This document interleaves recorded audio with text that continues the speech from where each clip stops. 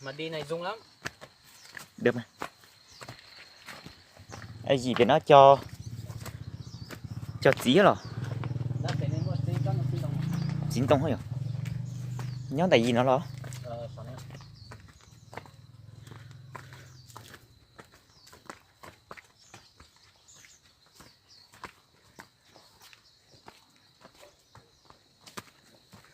Tôi chỉ bổi cho tông thôi mà. Nó sao này bỏ à.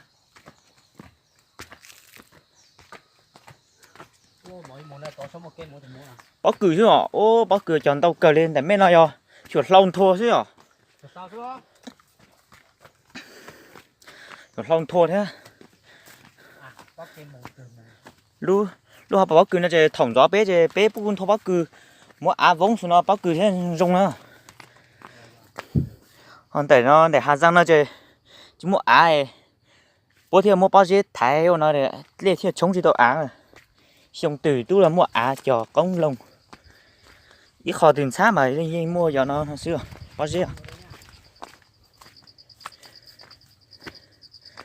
Cho chỉ có lo cờ rồi. Mới có nó.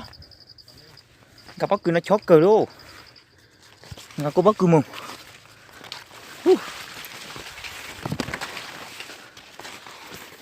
Ôi.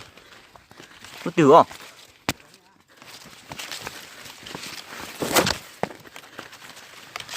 Ôi. Ôi.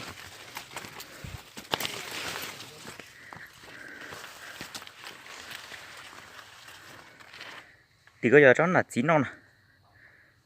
Chí à. Cho chín nó mà lo cớ tàu sùng ô. Ông gà tử ô.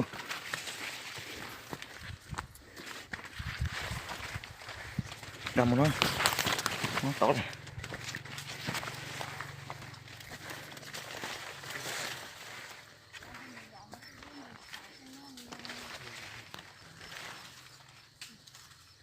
Đây quả đây. Ôi Chào quý cô bác, anh chị và các bạn nha. Anh em sẽ vào.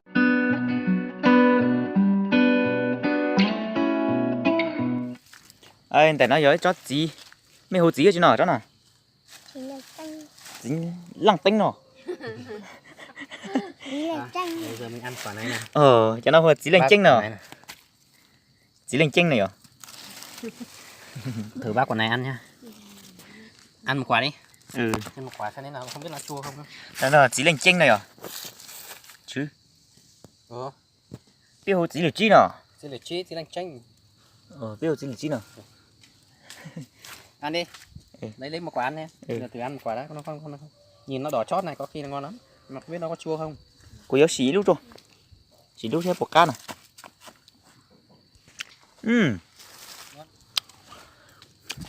Cho nó trên nhát tôm tàu xiong à, lo cờ rồi à.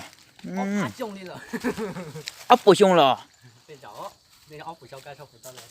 Ốc bò xiong để lo luôn gì lo, ô lo cờ rồi à. Cho nó mà chín nó mà lo cái tiền không?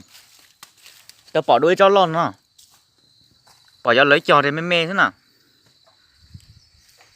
Nãy giờ của nó chỉ à, nó chỉ sẽ lúc gì nó trong tông nó cũng lo cờ đi nó mà cá gì cờ nè.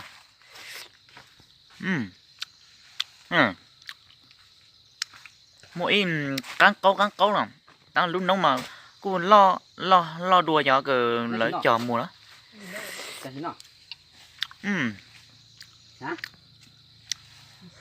Chị xì họ nhá ní. Tuổi xì rồi. Lo đây rồi. Lo đây xả ra cái. Trong tông mà lo cờ. Có vài quả chua. Lúc này là lúc nóng à. Lúc nóng cũng lo ha. Chọn cây cái bù nó cũng trời nhá.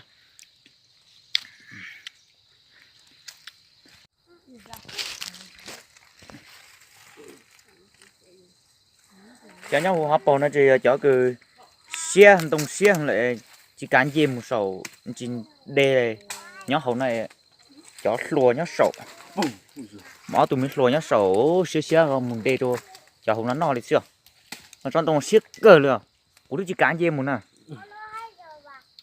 sau đó nhó một sầu gì bộ sáu chỉ số chạy cờ được thế giờ xiêm bọn nó còn lạ tơi mà chỉ sinh nó Chỉ sinh hả? Đây lại tên anh mấy đứa đây. cú chỉ tao nó cú chỉ cản dê nó Tôi là. Ôi thằng này chào như khỉ ấy, đi nhanh thật. Quên lên à? giờ tôi rồi mày cứ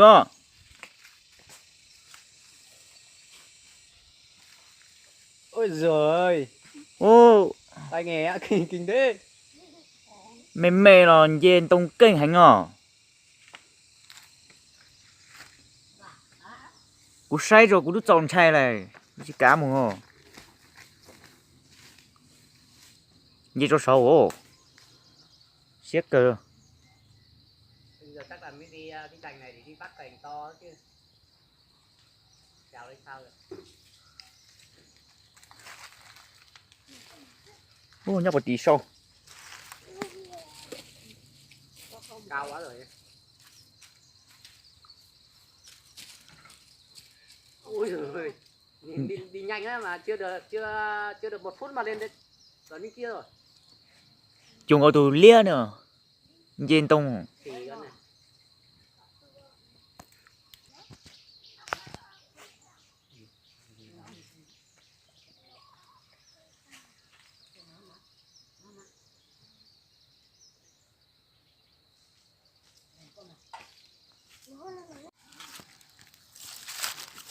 họ lúc họ bầu nó chỉ Về đây à? nó tàu nông sốt sấy đi nó hiểu nó tàu nông bẩn lù sốt sấy này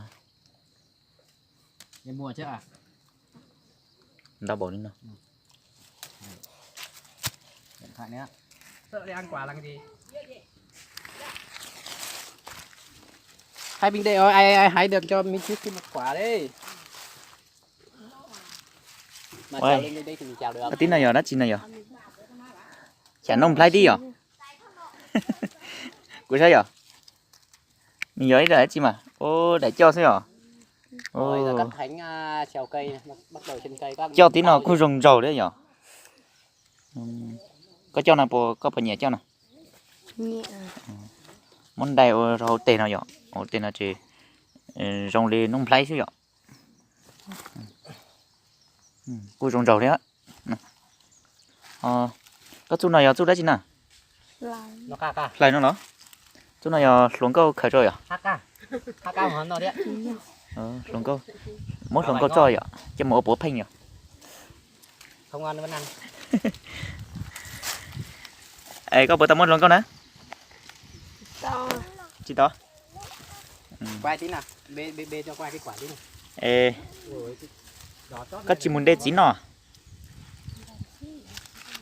chia cái tròn chai à không là bắt to xe xe này xây đút trồng chè à xây trồng chè chứ giòn chè à chỉ bao dê nó chứ dê sầu nó chứ đám bó nè giờ lấy một đê tàu là nọ giờ như là con gì con khỉ. lấy chỉ khấn nọ để ở chả nọ Cái vỏ nó xuống rồi.